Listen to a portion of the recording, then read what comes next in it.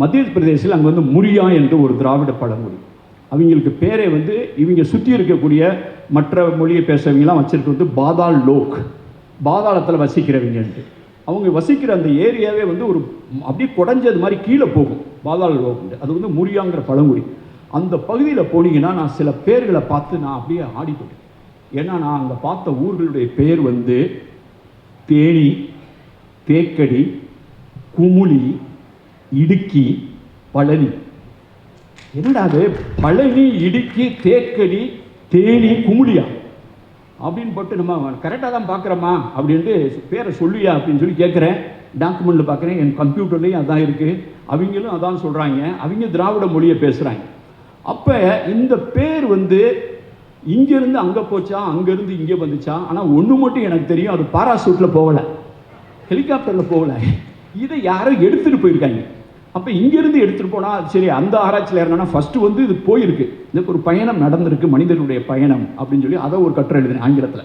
1997 தி term Tamil டோபானமிக் bro அப்படிங்கிற அதுதான் முதல் ஆங்கிலத்தில் எழுதிய ஆராய்ச்சி கட்டுரை 97. இப்படி தான் ஒரு பயணம் அப்படியே இழுத்துட்டு போகுது. அப்போ வந்து கொனார்க்கு, எங்கள் ஒரிசாவில் இருக்கக்கூடிய சூரிய கோயிலை பற்றிலாம் ஆராய்ச்சி பண்ணும்போது திடீர்னு வந்து இந்த கொனார்க்குங்கிற பேர் எப்படா வந்துச்சு அப்படின்னு நான் ஆராய்ச்சி பண்ணுறேன். அப்போ கொனார்க்குங்கிற பேர் வந்து சூரிய வழிபாடை ஒட்டி வந்திருக்கு. இதுக்கு வந்து சூரிய வழிபாடு தான் காரணம். அந்த பெரிய சூரியன் கோயில் இருக்குது, அந்த கோயிலுக்கு பக்கத்தில் ஒரு ஆறு இருக்குன்னு சொல்கிறாங்க. ஆனால் இப்போ ஆறு தெரியல. ஆனால் பழைய சேட்டலைட் மேப்லாம் பார்த்தா அந்த ஒரு ஆறு வந்து கடலில் சேர்ந்து இருந்திருக்கு. ஒரு காலத்தில் இதுவே கடற்கரையில் இருந்திருக்கு. அந்த ஆறுடைய பேர் வந்து சந்திரபாகா. முதல்ல வந்து சந்திரான்னு ஒரு ரிவரு அப்படின்னா திங்கள், மூணு அர்த்தம். பாகா அப்படின்னா சூரியன் அர்த்தம். இது ரெண்டும் சேர்ந்தவனா சந்திர சூரியர் அப்படின்னு ஒரு சந்திரபாகான். அந்த இடத்துல ஒரு சூரியன் கோயில் இருக்கு. சரி அப்படின்னு போனால் இந்தியாவில் முக்கியமான சூரியன் கோயில் எங்கெங்க இருக்கோ அங்கெல்லாம் சந்திரபாகான்னு ஒரு ஆறு இருக்கும். அது சந்திரான்னு ஒரு ஆறு தனியாக இருக்கும், பாகான்னு ஒரு ஆறு இருக்கும். அது சின்ன ஆறாக இருக்கலாம், பெரிய ஆறாக இருக்கலாம். அது ரெண்டும் சேர்ந்து சந்திரபாகானம்னா அந்த இடத்துல ஒரு சூரியன் கோயில் இருக்கும். சின்ன கோயிலாக இருக்கலாம், பெரிய கோயிலாக இருக்கலாம். இதை நான் வந்து காஷ்மீருக்கு, குஜராத்துக்கு, உத்தரப்பிரதேசுக்கு அங்கங்கே எங்கெங்கே சந்தேகம் வருதோ அங்கெல்லாம் போய் சூரியன் கோயில் இருக்கா, அங்கே சந்திரபாகா இருக்கான்னு கேட்பேன். சந்திரபாகா இருக்கா, சூரியன் கோயில் இருக்கான்னு கேட்பேன். அப்போ தான் ஒரு தடவை வந்து ஹிமாச்சல் பிரதேசில் தேர்தல் நடத்திட்டு இருந்தோம் 2008. அப்போ வந்து எனக்குலாம் நான் வந்து இந்த தேர்தல் நடத்தும் போதெல்லாம் எனக்கு எப்பயுமே தனி விமானம் எனக்கு வந்துடும். எந்த மாநிலத்தில் தேர்தல் நடக்குமோ என்னை வந்து தனி விமானம் டெல்லியில் வந்து கூப்பிட்டு போவோம். அதுக்கு பின்னால் தேவைன்னா ஹெலிகாப்டரில் போவோம். அப்போ வந்து ஹிமாச்சல் பிரதேசில் ஒரு பெரிய ஹெலிகாப்டர், 27 பேர் போகிற ஹெலிகாப்டர் தான் கவர்மெண்ட் ஹெலிகாப்டர் இருந்தது. அதில் வந்து நான் வந்து லாகுல் ஸ்பிட்டி அப்படின்னு ஒரு மாவட்டம் இருக்குது. அந்த மாவட்டத்துக்கு வந்து போகிறது ரொம்ப கஷ்டம். இப்போ தான் ஒரு இதெல்லாம் இது பண்ணியிருக்காங்க. அது சில 5-6 மாதம் போகவே முடியாது, அங்கே அவ்வளோ பனி இது இருக்கும். அதில் போய் ஹெலிகாப்டரில் நான் போய் ஒரு இடத்துல இறங்குறேன். வந்து எதுக்கு நான் வந்து இந்தியா ஃபுல்லாக எந்த மாவட்டத்துலேயும் எந்த தேர்தலையும் நான் ஆய்வு பண்ணலாம். அப்போ நான் ஹிமாச்சல் பிரதேசத்தில் நான் எங்கே ஆய்வு பண்ண நான் தான் முடிவு பண்ணுவேன். அப்போ எந்த மாவட்டம்னு முடிவு பண்ணுவேன். ஒரு மாவட்டத்தில் போய் நான் பேசுகிறேன், எல்லா தாசில்தாரையும் அங்கே வர சொல்லிட்டு நான் இந்த இடத்துல இறங்குன்னு சொல்லி அந்த ஊரில் இறங்குவேன். ஏன்னா நான் ஏன் அங்கே போட்டிருக்கேன்னா மேப்பில் நான் பார்த்துருக்கேன், சந்திரபாகான்னு ஒரு ரிவர் இருக்குது. என்னடா சந்திரபாகான் ரிவர் வச்சுருக்காங்க, சரி விமானத்தை அங்கே இறக்கு அப்படின்னு ஹெலிகாப்டரை இறக்கிட்டு எல்லாம் ரிவ்யூலாம் பண்ணிட்டு தேர்தலாம் எப்படி நடத்துகிறாங்கன்னு கேட்டு தனியாக தாசில்தாரை கூப்பிட்டு, என்னையா சந்திரபாகன்லாம் வச்சுருக்கீங்கன்னு. முதல்ல சந்திரான்னு ஒரு நதி இருக்குது சார், சின்ன ஊர் தான் சார், அப்புறம் பாகா, ரெண்டு சேர்ந்து சந்திரபாகா. அப்படின்னா சூரியன் கோயில் எங்கடா இருக்குது அப்படின்னு. அது பக்கத்தில் நான் சார் சின்ன கோயில் இருக்குண்ணே, அது பக்கத்தில் இருக்க ஆஃபீஸில் சூரியன் கோயில் இருக்காங்க, நீ பார்த்தது இல்லையா அப்படின்னு அவங்க 2 பேரும் பேசிக்கிறேன். உடனே இவர் கலெக்டர் கேட்குறா, சார் உங்களுக்கு எப்படி சார் தெரியுது? சந்திரபாகன்றது அங்கே சூரியன் கோயில் இருக்கும்டா. அப்போ என்னடா இது அப்படின்னு பார்த்தா இது வந்து ஒரு கொத்தா ட்ராவல் பண்ணும் அப்படின்ட்டு நான் அப்படியே பாகிஸ்தானுடைய இடப்பெயர்லாம் பார்த்து எங்கெங்கே சூரியன் கோயிலெலாம் இருக்குதுன்னு பார்க்கும்போது பாகிஸ்தானில் மூல்தான் ஒரு இடத்துல ஒரு சூரியன் கோயில், இப்போ சூரியன் கும்பிடுறதுல மார்த்தாண்டுன்னு காஷ்மீரில் இருக்குது, அங்கேயும் சூரியன் கும்பிடுறதுல நான் கோயில் இருக்கும். அந்த மூல்தானில் இருக்கக்கூடிய பழைய பேர் மூலஸ்தான் இலக்கியங்களில், இப்போ மூல்தான் சொல்கிறாங்க. அங்கே ஒரு சூரியன் கோயில் தான் இந்திய துணைக்கண்டத்தினுடைய முதல் சூரியன் கோயில். நம்ம தஞ்சாவூர் பக்கத்தில் சூரியனார் கோயில்லாம் அதெல்லாம் இருக்கும், அது வேறு. அதில் வந்து இங்கே இருக்க சூரியன் வந்து காலில் செருப்பு போட்டிருக்க மாட்டார். அந்த ஏரியாவில் இருக்கக்கூடிய சூரியன்லாம் காலில் ஃபுல்லாக பூட்ஸ் போட்டிருப்பார், குதிரையில் ஏறி வைப்பார். அது வந்து ஈரான்லேருந்து வந்த சூரியன், அவர் சூரிய கடவுள். அப்போ பூட்ஸ் போட்ட சூரியனை மட்டும் தேடிட்டே போவோம் இந்தியா ஃபுல்லாக. எங்கெங்கடா அவர் பூட்ஸ் போட்டிருக்காரு, எங்கே பூட்ஸ் போடலன்னு. தென்னிந்தியாவில் வரும்போது பூட்ஸ் போட மாட்டார், வெறுங்காலில் இருப்பார். அந்த ஏரியாலாம் பூட்ஸ் போட்டிருப்பார். போய் தேடும்போது அந்த மூலஸ்தான பக்கத்தில் சந்திரபாகான்னு ஒரு ஆறு, அந்த ஆத்தங்கரையில் சூரியன் கோயில். என்னடா இது வம்பா போச்சுன்னு படிக்கும்போது இந்த சூரிய வழிபாட்டு முறையே தனியாக சாக்கல் தீப்பி என்று சொல்லப்படுகிற ஒரு பிராமணர்கள் அந்த வழிபாட்டை கொண்டு வந்தார்கள். அவர்களுக்கு பெயர் சாக்கல் தீப்பி பிராமின் என்று பெயர். இந்தியாவில் சில கோயில்களில் அவர்கள் இருப்பார்கள். ஓசியான், காமக்கியா, கவுகாட்டி, பூரி ஜெகநாதர் கோயில், இந்த மாதிரி சூரிய வழிபாடு இருக்கக்கூடிய இடங்கள்லாம் அந்த பண்டா என்று சொல்லப்படுகிற, நம்ம பட்டர் என்று சொல்லப்படுகிற இவங்கெல்லாம் சாக்கல் தீப்பி பிராமின் வந்திருக்காங்கன்னு சொல்லி அவங்கள தேடி போகும்போது நாங்கள் சொல்கிறோம் இந்த கொனார்க்கு ஒரிசாவில் இருக்கக்கூடிய பூரி, அங்கே இருக்கக்கூடிய முக்கிய நகரமான கட்டாக்கு, அங்கே இருக்கக்கூடிய பிப்பிலி, அங்கே இருக்கக்கூடிய தவுளி, பிராச்சி, இது எல்லாம் கொத்தா அப்படியே போய் ஈரானில் பார்த்தேன். அங்கே 1-2 கிடையாது, 5-6 கொனார்க் இருந்துச்சு கடற்கரையில். உடனே இதை படித்து இந்த கொனார்க்கு எப்படி ட்ராவல் பண்ணுச்சுன்னு தேடும் போது தான் நான் பாகிஸ்தான் இடப்பெயரை பார்க்குறேன். பாகிஸ்தான் இடப்பெயர் அப்போ தான் வந்து ஐராவத மகாதேவனை நான் சந்தித்த போது அவர் சொன்னார், உன்னுடைய கட்டுரையெல்லாம் நான் படித்தேன் பாலகிருஷ்ணன், உன்னுடைய இந்த இடப்பெயர் ஆய்வு சிந்துவெளி பற்றிய புரிதலுக்கு மிகவும் உதவியாக இருக்கும் அப்படின்னா. அப்போ சிந்துவெளிங்கிற வார்த்தையை என் காதுக்குள் போட்டவர் ஐராவத மகாதேவன். அவருக்கும் எனக்கும் ஒரு தனி உறவு உண்டு. எப்படின்னு கேட்டிங்கன்னா, அவர் ஐஏஎஸ்ல இருந்தார். அவர் ஐஏஎஸ்ல அவர் வந்து வரலாற்றில் ஆர்வமுடையவர், பழந்தமிழ் கல்வெட்டுகளில் ஆர்வமுடையவர், சிந்துவெளி ஆராய்ச்சியில் ஆர்வமுடையவர். ஒரு குறிப்பிட்ட ஸ்டேஜில் வந்து அரசாங்கத்துக்கும் அவருக்கு ஒத்து வரல. அவர் வந்து விருப்ப ஓய்வு பெற்று வெளியில் வந்துட்டார். வெளியில் வந்து அவர் இந்தியன் எக்ஸ்பிரஸ் குரூப்பில் எக்ஸிக்யூட்டிவ் டைரக்டராக ஜாயின் பண்ணுறார். நான் பிஏ தமிழ், எம்ஏ தமிழ் முடிச்சுட்டு சரி எல்லாரும் ஆராய்ச்சி பண்ணுவாங்கன்னு நினச்சா, என்னை வந்து ஏஎன் சிவராமன் என்னை ட்ரைனிங் போன இடத்துல பார்த்துட்டு உனக்கு வேலை கொடுத்தா சேருவேன்னார். பத்திரிக்கையில் சேர்றேன்னு சொல்லி 240 ரூபா சம்பளம் ஒரு மாதத்துக்கு. நான் ஒரு பத்திரிக்கைக்காரனாக சேர்ந்துட்டேன் தினமணியில். இவர் வந்து ஐஏஎஸை விட்டுட்டு தினமணி குரூப்பு, இந்தியன் எக்ஸ்பிரஸ் குரூப்புக்கு வர்றாரு. நான் 4 வருஷம் இந்தியன் எக்ஸ்பிரஸ் தினமணி குரூப்பில் வேலை பார்த்துட்டு முதல் அட்டம்ப்டில் ஐஏஎஸ் வாங்கிட்டு நான் ஐஏஎஸ் போகிறேன். அப்போ அவர் ஐஏஎஸ்லேருந்து இந்தியன் எக்ஸ்பிரஸ் வர, நான் இந்தியன் எக்ஸ்பிரஸ் வந்து ஐஏஎஸ் போகிறேன். அங்கே போய் மசூரியில் போய் இருக்கும்போது திடீர்னு வந்து ஐராவத மகாதேவன் ஒருத்தர் பேச வருவாருங்கிறாங்க. அவருக்கு எஸ்கார்ட் பண்ணுற ஆஃபீஸராக என்னை போட்டுறாங்க. எஸ்கார்ட் ஆஃபீஸர்னு போடுவாங்க. அவர் பெரிய ஒருத்தர் வர்றாருன்னா நாங்கள் ட்ரைனிங் இருக்கிற ஆஃபீஸர் வந்து அவர் கூட போகிறதுக்கு வர்றதுக்கு ஹெல்ப் பண்ணுறது, அவர் பிளேன் எத்தனை மணிக்கு வருது, ட்ரெயின் எத்தனை மணிக்கு, இதெல்லாம் பார்க்குறது எங்கள் ஒரு ஆள் போடுவாங்க. நான் தமிழ்நாட்டுக்காரனால என்னை அவருக்கு போட்டாங்க. அவரை போய் ரூமில் கேட்டால் அவர் ஒரு கிட்டத்தட்ட ஒரு துறவி மாதிரி, அவருக்கு ஒன்றுமே தேவை கிடையாது. அவர் வந்து எதை இது சாப்பிட மாட்டார். நான் பார்த்தவனே எனக்கு எஸ்கார்ட் ஆஃபீஸர்னால் ஒன்றும் வேணாம், நீ பாட்டுக்கு உன் வேலையை பாரு, ஜாலியாரு, எனக்கு ஒன்றும் தேவையில்லைனார். நான் வந்து அவர் வந்து என் பேர் பாலகிருஷ்ணன் சார், நான் இந்தியன் எக்ஸ்பிரஸ். ஓ நீ தான் அந்த பாலகிருஷ்ணனா அப்படின்னார். ஆமாம், இந்தியன் எக்ஸ்பிரஸ் வந்து ஐஏஎஸ்க்கு வந்து. அதுலேயே ஒரு தனி கதை இருக்குது. அவர் ஏஎன் சிவராமன் வந்து நான் பரீட்சை எழுதக்கூடாதுனாரு, இவர் பரீட்சை எழுதுனாரு. அப்புறம் கோயங்கா தலையிட்டு தான் நான் பரீட்சை எழுதாமலே தினமணியில் சேர்ந்தேன். ஏன்னா ஏஎன் சிவராமன் சொன்னாரப்ப, நீ ஒரு பத்திரிகைக்காரன் என்பது உமது நெற்றியில் எழுதியிருக்கு, அதனால் நீ பரீட்சை எழுத வேண்டியது. அப்படி சேர்ந்ததுனால என் பேர் எனக்கு ஏற்கனவே தெரியும். அப்போ நான் நினைக்கிறேன், இந்த ஐராவத மகாதேவன் இந்த ஐஏஎஸ் அகாடமிக்கு வந்து சிந்துவெளியை பேசுகிறது மாதிரி ஒரு நாள் நான் இந்த அரங்கிற்கு வந்து இந்த ஐஏஎஸ் அதிகாரிகளுக்கு சிந்துவெளியை பற்றி பேசுவேனா, இது மாதிரி ஒரு தலைப்பில் என்ன 1984 நினைக்கிறேன். அப்போ திருப்பி நான் 2005 தொடர்ந்து 2007 நான் இந்தியாவின் துணை தேர்தல் ஆணையராக டெல்லியில் பணியாற்றி கொண்டிருக்கும் போது மசூரி அகாடமியில் இருந்து அதனுடைய இயக்குநரிடமிருந்து எனக்கு ஒரு தொலைபேசி வருகிறது. செக்ரட்டரி சொன்னார், உங்களுடைய ஆராய்ச்சிகளை பற்றி, சிந்துவெளி ஆராய்ச்சியை பற்றி நீங்கள் வந்து ஐஏஎஸ் பயிற்சி அதிகாரிகளுக்கு பேச வேண்டும் அப்படின்னா. நான் திருப்பி அந்த அழைப்பை ஏற்றுக்கொண்டு அங்கே போய் நிற்கிறேன். அதே ஊர், அதே அகாடமி, அதே சர்தார் வல்லபாய் பட்டேல் அரங்கு, அதே தலைப்பு, கிட்டத்தட்ட சங்க இலக்கியம். அப்போ நான் கொடுத்த தலைப்பு தான் ஜேர்னி ஆஃப் அ சிவிலைசேஷன் அப்படிங்கிற தலைப்பில் பேசினேன். அது 23 ஆண்டுகளுக்கு முன்னால் 84லேருந்து 2007 போய் நாங்கள் பேசுகிறேன். இந்த பயணத்தின் ஊடாக நான் புரிந்து கொண்டது தான், ஒரு நாள் நான் வந்து கொற்கை, வஞ்சி, தொண்டி, கண்ணகி, கோவலன் இந்த பெயர்கள்லாம் கொத்தா அங்கே பார்த்தவன இதே கேள்வி, எப்படி பழனி, இடுக்கி, உமிழி பார்த்தவன் எனக்கு என்ன தோன்றியதோ இது எப்படி இங்கு வந்தது. அப்போ இந்தியாவில் வந்து 2 புதிர்கள் இந்தியாவை துரத்தி கொண்டே இருக்கிறது. இந்திய வரலாறு ஏன் ஜான் மார்ஷலுக்கு செலவழிக்கிறாங்க தமிழ்நாடு அரசு? எதுக்கு $1 மில்லியன் இன்னைக்கு நாணய மதிப்புக்கு 8.5 கோடி கொடுக்குறேன்னு சவால் விட்டு ஊக்கப்படுத்துகிறாங்க.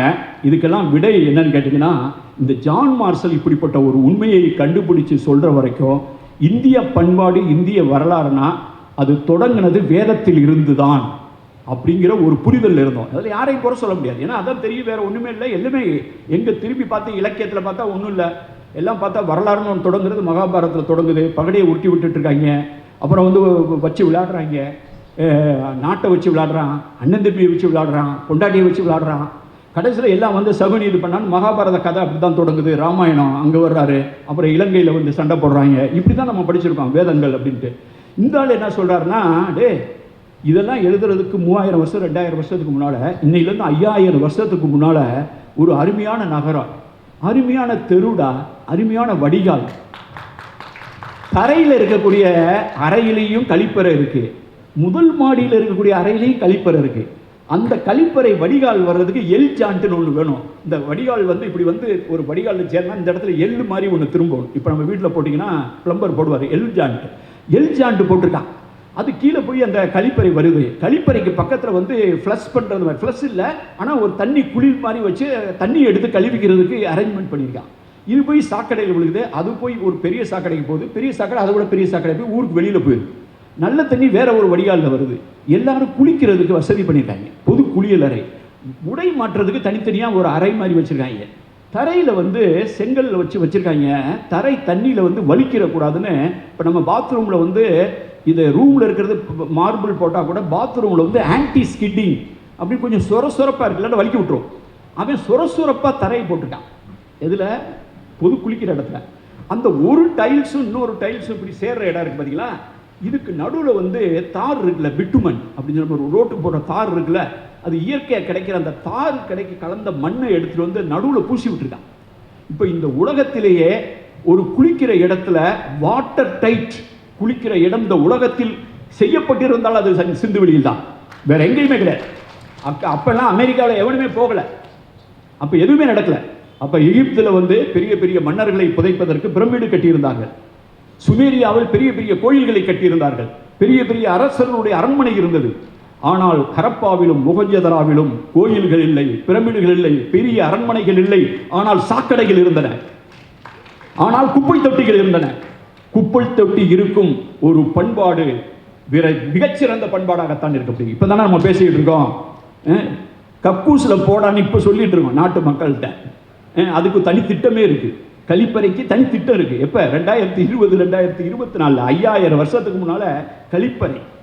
எப்படிப்பட்ட நகரம், தெரு, ஒரு என்க்ரோச்மெண்ட் கூட கிடையாது. அதை எப்படா இது இருந்துச்சு? அப்படி இருந்துச்சுன்னா எவனுமே எழுதலை அந்த ஏரியாவில். பஞ்சாபில் எழுதப்பட்டது, உத்தரப்பிரதேசத்தில் எழுதப்பட்டது, எந்த இலக்கியத்திலையுமே இதை பற்றி எந்த குறிப்பும் இல்லையே. இது எங்கிருந்து வந்துச்சு அப்படின்னு சொல்லும் போது மார்சல் சொல்றாரு, இதுக்கும் வேதகால ஆரியர்களுக்கும் தொடர்பில்லை, இது அதற்கு முற்பட்டது. இந்த அறிக்கையை அறிவிச்சு 2 மாசத்துல ஒரு வங்காள மொழி அறிஞர், இதை நம்மால் யாராவது சொல்லியிருந்தா இனி தமிழ்நாட்டுக்காரங்க எப்பயுமே இப்படிதான் சொந்த பெருமையை பேசுவாங்கன்னு சொல்லிடுவாங்க. அதை சொன்ன ஒரு வங்காள அறிஞர் அவர் சொல்றாரு, இந்த நகர பண்பாட்டிற்கும் வேத பண்பாட்டிற்கும் தொடர்பில்லை, இது அதற்கு முற்பட்டது. Non Aryan, pre Aryan, most likely Dravidian family of languages. Sunit Kumar Chatterji, Modern Review in 1924 December.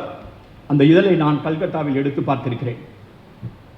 உடனே அதுக்கடுத்து வந்து தொடர்ந்து எல்லாரும் ஆட்சிபோ பரப்பாடா எல்லாரும் ஆராய்ச்சி பண்ணுறாங்க. நான் வரைக்கும் இதை தொடர்ந்து பேசி வருகிறோம். ஆனால் அதற்கு எதிர்வினையை அதற்கு அடுத்த ஆண்டே வந்துருச்சு.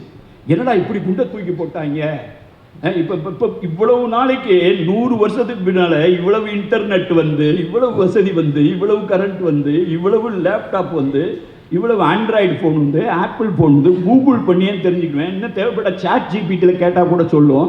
இவ்வளவு மேட்டர் வந்ததுக்கு பின்னால் பிளேனை பரத்வாஜர் கண்டுபிடிச்சாரு, ரைட் பிரதர்ஸ் ஆட்டையை போட்டாங்கன்னு சொல்லி நீ எழுத முடியும்னு சொன்னால் 1000 வருஷத்துக்கு மேலே எங்கள் தலையில் எவ்வளோ மிளகா அரைச்சி, எவ்வளோ மிளகா எவனுக்காவது தெரியுமா? என்ன சொல்லிக் கொடுத்தோம் நம்ம பிள்ளைங்களுக்கு, என்ன சொல்லிக் கொடுத்தோம்? அப்போ இது எப்படி நடந்துச்சு அப்படிங்கும்போது இவங்கெல்லாம் வந்து வேற ஒன்று கதை வச்சுருக்காங்க, அவங்க வேற ஒரு கதை வச்சுருக்காங்க. இந்த ரெண்டுக்கும் டேலி ஆகலை. அப்போ இது எப்படி படிக்க முடியல?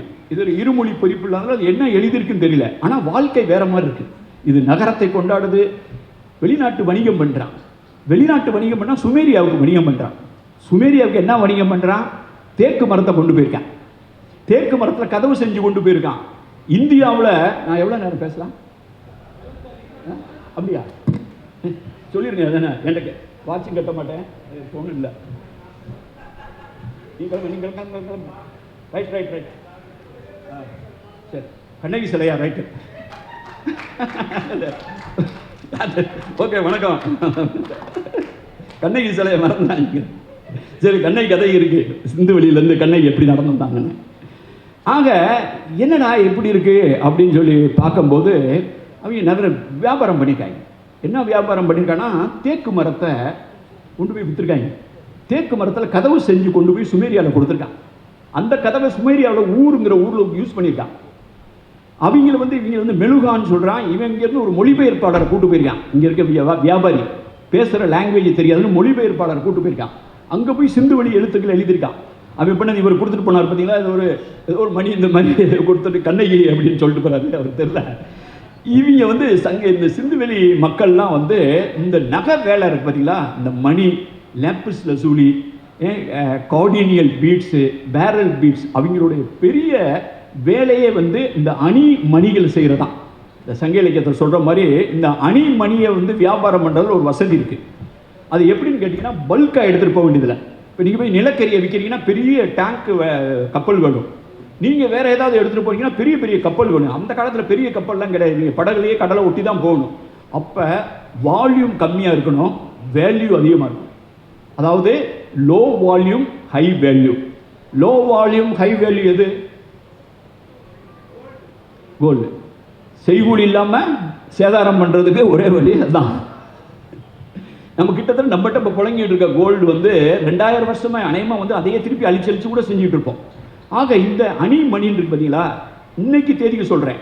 வைரம் கிம்பர்லி ஆப்பிரிக்காவில் கிடைக்கும். ஆப்பிரிக்காவில் அதிகபட்ச வைரம் கிடைக்கும். ஆனால் அந்த வைரத்தை டயமண்டை மார்க்கெட் பண்ணுறது ஆன்ட்வெர்ப் அப்படின்னு சொல்லி ஐரோப்பாவில்.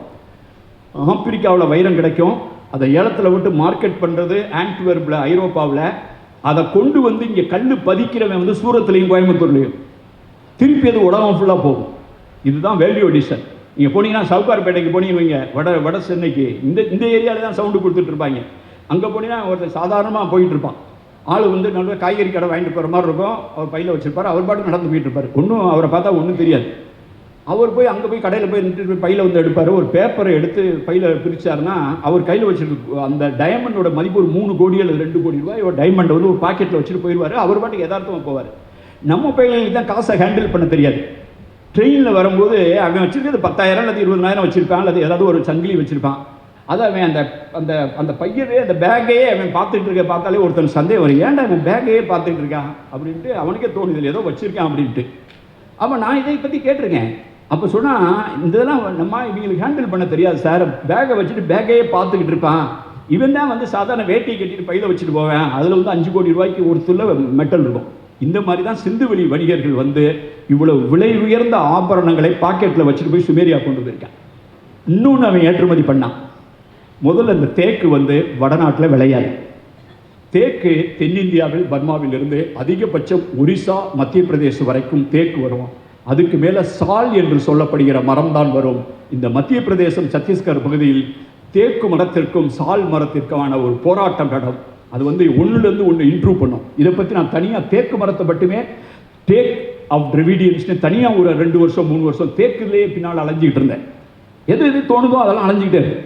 அப்போ அந்த தேக்கு மரம் எங்கேருந்து இவன் கொண்டு போயிருப்பான்? வியாபாரம் பண்ணதை கராச்சி சிந்து வெளியில் இருந்தாலும் சுமேரியாவுக்கான தேக்கு தென்னிந்தியாவில் இருக்கு. முத்து எங்கேருந்து போயிருக்கும்? சங்கு வளையல் எங்கேருந்து போயிருக்கு?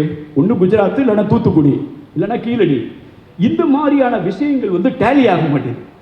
இப்போ இந்த மாதிரி வியாபாரம் அவன் எருமை மாட்டை கொண்டு போய் ஏற்றுமதி பண்ணுறான். எருமை மாட்டை இந்த உலகத்தில் ஒரு வீட்டு விலங்காக பழக்கப்படுத்தியதே இந்தியாவில் சிந்துவெளி பகுதியில் தான். இன்றைக்கு தேதியில் உலகத்தில் 100 எருமை மாடுகள், ஏசியாட்டிக் பஃபலோ என்று சொல்லப்படுகிற வாட்டர் பஃபலோ, நீர் எருமை என்று சொல்லப்படுகிற எருமை 100 எருமை இருக்கிறது என்றால் அதில் 90 எருமை தெற்காசியாவிலும் தென்கிழக்கு ஆசியாவிலும் இருக்கிறது. அந்த 90 எருமைகளில் 80 எருமை இந்தியாவில் தான் இருக்கிறது. வேற யாருக்கும் இந்தியா தாயகமோ இல்லையோ, எருமையின் தாயகம் இந்தியா. சரி, எருமையை இவன் போய் ஏற்றுமதி பண்ணி வித்துட்டு வந்திருக்கானே அப்படின்னு சொன்னா, இந்த எருமையை பற்றி வேதங்களும் சமஸ்கிருத இலக்கியங்களும் எருமையை குதிரையின் எதிரி என்று சொல்கிறது. எருமை குதிரையின் எதிரி. சிந்துவெளி பொறிப்புகளில் சிந்துவெளி மக்கள் அறியாத ஒரு விலங்கு இருக்கிறது. அது குதிரை. சிந்துவெளியில் குதிரை இல்லை. சிந்துவெளியில் புலி தெரிந்திருந்தது, சிங்கம் பொறிக்கப்படவில்லை. சிந்துவெளியில் காளை பொறிக்கப்பட்டிருக்கிறது. திமிழ் காளை. அலங்காநல்லூர், அவனியாபுரம், பாலமேடு ஜல்லிக்கட்டில் இருக்க மாதிரி இந்த திமிழ் காளை பொறிக்கப்பட்டிருக்கிறது. ஆனால் பசுமாடு பொறிக்கப்படவில்லை. பசு இல்லாமல் காளை வருமா? பசுமாடு இல்லாமல் திமிழ் காளை வராது. ஆனாலும் அவன் அதை பொறிக்க விரும்பலை, அல்லது அதுக்கு முக்கியத்துவம் கொடுக்கல. திமிழ் காளைக்கு தான் அந்த கம்பீரத்திற்கு முக்கியத்துவம் கொடுக்குறான், எருமைக்கு முக்கியத்துவம். எருமை பொறிக்கப்பட்டிருக்கிறது. இந்த எருமையை எந்த இலக்கியம் போற்றுகிறது அப்படின்னு இந்தியாவிலே தேடி பார்த்தா, சங்க இலக்கியத்தில் எருமை அண்ணல் ஏறு என்று சொல்லப்படுகிறது. அண்ணல்னா யார் இன்னைக்கு சமகாலத்தில்? அண்ணல் காந்தியடிகள், அண்ணல் அம்பேத்கர். அண்ணல் அம்பேத்கர், அண்ணல் காந்தியடி என்று இந்த 2 பேருக்கு மட்டும் நிகழ்கால தமிழ் ஒதுக்கீடு செய்து ரிசர்வ் பண்ணி வைத்திருக்கிற இந்த அருமையான அடையாள சொல்லை எருமைக்கு பயன்படுத்துகிறது சங்க இலக்கியம். அப்படி என்றால் அந்த எருமை எவ்வளவு விலங்காக இருக்கிறது. அந்த எருமையின் மீது யமனை ஏற்றி உட்கார வைத்தவன் எவன்? அந்த எருமையின் ஊர் எருமையூரான் என்பவன் சங்க இலக்கியத்தில் வருகிற நிலக்குடி தலைவன். எருமையூர் என்பது ஊர், எருமையூரான் என்பது தலைவன். அது மைசூராகி மைசாசூராகி மகிஷாசுர மர்தினியானது எப்போது? இந்த கேள்விகளுக்கெல்லாம் விடை தேடும் போது 2 புதிர்கள் வருகிறது. இங்கே ஒரு இலக்கியத்தை எழுதியிருக்கான், நகரத்தை போற்றான். இவனுக்கு ஃபுல்லா கடல் கடல் கடல் கடல் கடல் கடல். எத்தனை வகையான கடல், எத்தனை வகையான ஏற்றுமதி. இந்த கடல் அறிந்த இலக்கியம், இன்னும் சொல்லப்போனால் உலக இலக்கியங்களில் கடலை பற்றி ஆழமாகவும் அகலமாகவும் நுட்பமாகவும் பேசுகிற கடல் அறி இலக்கியம் சங்க இலக்கியம். கடல் வழி வணிகத்தை பற்றி அதிகம் பேசுகிற சங்க இலக்கியம். கடல் தெரியாதவன் சிந்துவெளியை வளர்த்திருக்க முடியாது. கடல் தெரியாதவன் சிந்துவெளியில் வாழ்ந்திருக்க முடியாது. அப்ப கடல் தெரிந்தவன், கடல் தெரியாதவன் அப்படி பிரிக்கலாம். நகரங்களை நேசித்தவன். சங்க இலக்கியத்தில் நீங்க சிலப்பதிகாரத்தில் மங்கள வாழ்த்து பாடல் முதல்ல என்ன?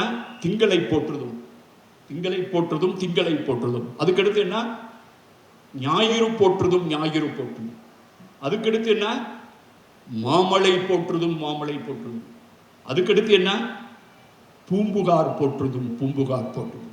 எங்கேயாவது ஒரு நாட்டில் ஏதாவது ஒரு மொழியில் ஒரு முதல் காப்பியத்தில் வேறு எந்த கடவுளையும் வணங்காமல் முதலில் திங்களையும் ஞாயிறையும் இயற்கையும் மழையும் வணங்கிவிட்டு ஒரு நகரத்தை வணங்கி ஒரு இலக்கியத்தை தொடங்குவார். புகார் காண்டம், மதுரை காண்டம், வஞ்சி காண்டம், 3மே நகரத்தின் பெயர். சங்க இலக்கியத்தில் இந்த நகர் மகைய வாழ்க்கை எப்படி ரத்தத்தில் ஊறி இருக்குன்னு சொன்னா, ஒரு பொண்ணை பார்த்து, ஒரு பொண்ணு அழகா இருக்குன்னு சொன்னா, நீ நல்லா அழகா இருக்குமா, நிலா மாதிரி இருக்குமா உன் முகம் அப்படின்னு சொல்லலாம். ஆனா உன் முகத்தை பார்த்தா தொண்டிங்கிற துறைமுகம் மாதிரி இருக்குங்க. தொண்டி என்ன நலத்தினல் அப்படிங்க. உன் முகத்தை பார்த்தா இந்த நகரம் மாதிரி நீ அழகா இருக்குங்கிறான். 52 இடத்தில் ஒரு பெண்ணினுடைய அழகு, நெற்றியின் அழகு தெருக்களோடும் நகரத்தோடும் ஒப்பிடப்படுகிறது என்றால், ஒரு மனிதர்களினுடைய மரபணுவில், நாடி நரம்புகளில், ரத்தத்தில் நகர்மய பண்பாடு எவ்வளவு ஊறி இருந்தால் அப்படி ஒருவன் எழுத முடியும்? யோசிப்பாங்க. பட்டினப்பாலை என்ற ஒரு இலக்கியம், நாகரிகத்தினுடைய பண்பாட்டினுடைய உரைகள் என்ன தெரியுமா? வேற்றுமை வளர்ப்பதல்ல, துவேஷம் வளர்ப்பதல்ல, வெறுப்புணர்வு இல்லாத பொறுப்புணர்வு தான் ஒரு பண்பாட்டினுடைய உரைகள். துவேஷம் இல்லாத நேசம் தான் ஒரு பண்பாட்டினுடைய உரைகள். அதை எப்படி தெரிஞ்சுக்கிறது? பட்டினப்பாளையில சொல்றான். இந்த பட்டினம் இது எப்படியாப்பட்ட டவுன் சொன்னா, பலிதி மொழி பல பெருகிய, மொழி பல பெருகிய, நிறைய மொழிகள் பேசப்படுகிறது. மொழி பல பெருகிய பழிதீர் தேயத்து. இந்த நாட்டு மேல எந்த பழியும் கிடையாது. பழிதீர் தேயத்து. புலம்பெயர் மாக்கள், ஒரு அவங்களுடைய சொந்த நாட்டை விட்டு, சொந்த ஊரை விட்டு புலம்பெயர்ந்து வந்த மாக்கள், புலம்பெயர் மாக்கள் கலந்து இனிது உரையும் முட்டா சிறப்பின் பட்டினம் பெருமே. கிரேக்கத்திலிருந்து வந்தவன், யவனர்லேருந்து வந்தவன், வடநாட்டிலிருந்து வந்தவன், தென்னாட்டிலிருந்து வந்தவன், இங்கிருந்து வந்தவன், அங்கிருந்து வந்தவன் எல்லாம் ஒரு இடத்துல கூடி சண்டை போடாம கலந்து இனிது உரையும் முட்டா சிறப்பின் பட்டினம். இப்ப மட்டும் போய் ஜாலியா அப்படி நியூயார்க்ல இருக்கிற எவனும் அடிக்க மாட்டாங்கிற நம்பிக்கையில் தானே. அதுக்கு பேரு தான் காஸ்மாபாலிட்டன் கல்ச்சர் என்று பெயர். அது பெருநகரம் அல்ல, இதுக்கு பேர் மெட்ரோபாலிட்டன் அல்ல, இது ஒரு காஸ்மாபாலிட்டன். இந்த காஸ்மாபாலிட்டனிசம் அப்படிங்கிறது பார்த்தீங்களா, அதுதான் ஒரு நாகரிகத்தினுடைய உரைகள்.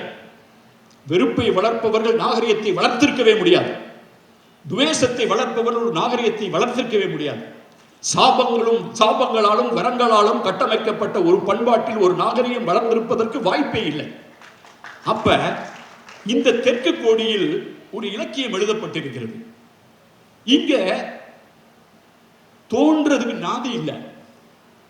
இந்த ஜான் மார்சலை ஏன் கொண்டாடுகிறோம் என்றால், இது சிந்துவெளிக்காக மட்டுமல்ல, இந்தியாவில் நடத்தப்பட்ட முதல் சிறந்த அகழ்வாராய்ச்சி ஆதிச்சநல்லூரில் நடத்தப்பட்டது 1904. அதை அலெக்சாண்டர் ரீ நடத்தினார். அப்போது இந்தியாவின் director general of archaeological survey of இந்தியாவாக இருந்தவர் ஜான் மார்சல். அந்த ஜான் மார்சல் இந்த அலெக்சாண்டர் ரீயை தூண்டி அவரிடம் சேர்ந்து அவருக்கு ஆதரவு அளித்து இந்த ஆதிச்சநல்லூர் தோண்டப்பட்டது. அப்போது சிந்துவெளி அறிவிக்கப்படவில்லை. 20 ஆண்டுகளுக்கு முன்னால் 1904, சிந்துவெளி 1924. இப்ப ஆதிச்சநல்லூர் கையில் இருக்கு, தாய் தெய்வம் கையில் கிடைச்சிருக்கு. அதை பார்த்தா தமிழ்நாட்டுக்கு இதுக்கு தொடர்பு இல்லாத மாதிரி இருக்கு, புதிய விஷயமா இருக்கு. ஆனால் அதை எந்த நாதியும் எவனும் அதை ஆராய்ச்சி செய்யவில்லை. அதற்கு பின்னால் அலெக்சாண்டர் ரீக்கு பின்னால் அப்ப மார்சல் இந்தியாவுக்கு போனதுக்கு பின்னால் முதலாக ஒரு இந்தியர் ஆர்கியாலஜிக்கல் சர்வே ஆஃப் இந்தியாவினுடைய டைரக்டரா வர்றாரு. அவர் பேர் KN தீட்சித். அவர் ஜான் மார்சலிடம் பயிற்சி பெற்றவர். அவர் சென்னைக்கு வர்றாரு. சென்னை பல்கலைக்கழகத்தில் 1935ஆம் ஆண்டு ஒரு உரை நிகழ்த்துகிறார். அந்த உரையினுடைய தலைப்பு இண்டஸ் வேலி சிவிலைசேஷன். இண்டஸ் வேலி சிவிலைசேஷனை பற்றி ஒரு சென்னை பல்கலைக்கழகத்தில் ஒரு டைரக்டர் ஜெனரல் பேசியதற்கு பின்னால் மிக முக்கியமானவர்கள் சிந்துவெளியை பேசியது 2024 தான். இதற்கு கிட்டத்தட்ட 100 ஆண்டுகளாக இருக்கிறது. அப்ப அவர் பேசும்போது என்ன சொல்றார் தெரியுமா? அப்ப ஹரப்பா கிடைச்சிருச்சு, முகஞ்சோதரா கிடைச்சிருச்சு. அப்பதான் அவருடைய காலத்தில் குஜராத்தில் கிடைக்கிறது. தேசல்பூர், தொலாவீரா, லோத்தல் இதெல்லாம் குஜராத்தில் கட்சி பகுதியில் கிடைக்கும் போது இந்த KN தீட்சித் சொல்றாரு, அவர் பாரபட்சமற்றவர். முகஞ்சோதரா, ஹரப்பா இப்போது கட்சி பகுதியில் கிடைத்திருக்கிறது. எனக்கு என்னவோ தோன்றுகிறது, தூத்துக்குடி பகுதியிலும் கொர்க்கை பகுதியிலும் திருநெல்வேலி பகுதியிலும் இங்கிருக்கும் அகழ்வாராய்ச்சியாளர்கள் யாரேனும் முயற்சி செய்து தோண்டினால் சிந்துவெளியோடு ஒப்பிடத்தக்க அல்லது சிந்துவெளிக்கு சற்று காலத்தால் பிற்பட்ட ஒரு பண்பாட்டிற்கான தரவுகள் கிடைக்கும். இதை உங்களில் யார் செய்ய போகிறீர்கள் அப்படின்னு கேட்டார் KN தீட்சித். ஒரு நாதி போகல. 1935 பின்னால 47 சுதந்திரம் வாங்கியிருக்கோம். திருப்பி அந்த ஆதிச்சநல்லூரில் ஒரு அகழாய்வு தளத்துக்காக சென்றது 2004. எனது நண்பர் T சத்தியமூர்த்தி ஒரிசாவிலிருந்து வந்தார், தமிழ்நாட்டுக்காரர். அவர் சென்று 100 ஆண்டுகளுக்கு பின்னால் அவர் அங்க போய் தோன்றார். நிறைய பொருள்கள் கிடைக்குது. ஆனால் அவர் தோண்டிய அறிக்கை 2018-19 முத்தாளம்குறிச்சி காமராசு என்ற திருநெல்வேலியைச் சேர்ந்த ஒருவர் வழக்கு ஆடுமன்றத்திற்கு சென்று உயர்நீதிமன்றத்தில் ஆணை வாங்கும் வரை அது வெளிவரவில்லை. அதனால் ராணுவ ரகசியமா? ஆதிச்சநல்லூர் அகழாய்வு தலைவர் ராணுவ ரகசியமா? அது ஏன் வெளியிடப்படவில்லை? கடைசியில் அவர் ரிட்டையர்ட் ஆகி பின்னால இன்னொருத்தவங்க பேர்ல காமாசோமான்னு ஒரு அறிக்கை வந்தது. திருப்பி கீழடியில் தோண்டுகிறோம். கீழடியில் தோண்டோம்னா அமர்நாத் ராமகிருஷ்ணன் என்னை கூப்பிட்டு பேசுறேன். நான் வர்றேன் ஒரிசால இருந்து, பார்க்குறேன். என்னுடைய புத்தகத்தை சொல்ற கொற்கை, வஞ்சி, தொண்டி எல்லாம் சேர்த்து எல்லாம் டேலி ஆகுது. கேட்டா அவர் வேலை பார்க்குறவங்களாம் அது எங்க இருக்கு, இது எங்க இருக்கு, டிஸ்டன்ஸ் தான் ஏன் முக்கியம் அப்படின்ட்டாங்க. கடைசியில் இது இன்னைக்கு வரைக்கும் அந்த அறிக்கை வரல. அமர்நாத் ராமகிருஷ்ணன் 14-15 செய்த இந்த அறிக்கை திருப்பி உயர்நீதிமன்றத்தினுடைய ஆணையால் அவர் எழுதி சமர்ப்பித்து அது இன்று வரை வெளிவரவில்லை. ராணுவ ரகசியமா? கீழடி ஆராய்ச்சி. அதற்கு பின்னால் தமிழ்நாடு அரசின் தொல்லியல் துறை அதை கையில் எடுத்து இப்போது 10வது கட்ட அகழ்வாராய்ச்சி எவ்வளவு உண்மைகள் கண்டுபிடிக்கப்பட்டிருக்கின்றன. அதனால் தான் நாங்கள் இதை கொண்டாடுகிறோம். அப்ப நான் அடிக்கடி சொல்லுவேன், ஒரு அகழாய்வு தடமும் ஒரு இலக்கியமும் அருகருகே நின்று கைகுலுக்கி நெருக்கமாக பேசிக் கொள்கிறது என்றால் அது சங்க இலக்கியமும் கீழடியும் தான். ஒரு வகையில் சொல்வதென்றால் கீழடி என்பது இன்னும் முழுவதுமாக வாசிக்கப்படாத சங்க இலக்கியம். கீழடி என்பது இன்னும் முழுவதுமாக வாசிக்கப்படாத சங்க இலக்கியம். சங்க இலக்கியம் என்பது இன்னும் முழுவதுமாக தோண்டப்படாத கீழடி. அப்ப இந்த சங்க இலக்கியம் இங்க இருக்கு, அந்த சிந்துவெளி எங்க இருக்குன்னா, அதனால் தான் நான் பல ஆண்டுகளாக பொதுவெளியில் முழங்கி வருகிறேன், சிந்துவெளி விட்ட இடமும் சங்க இலக்கியம் தொட்ட இடமும் ஒன்றே.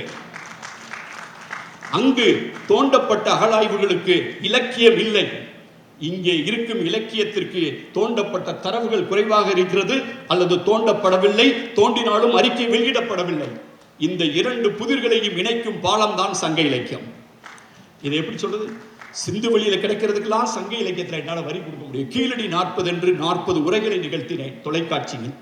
கீழடியில் கிடைக்கிற ஒவ்வொரு பொருளுக்கும் சங்க இலக்கியத்திலிருந்து என்னால் கோட் பண்ண முடியும். அதற்கெல்லாம் நான் கடைசியாக ஒன்றை சொல்லி நான் முடித்துக் கொள்கிறேன். எவ்வளவு நேரம் பேசினேன்னு எனக்கு தெரியல. இது நான் வாட்சி கட்ட மாட்டேன்.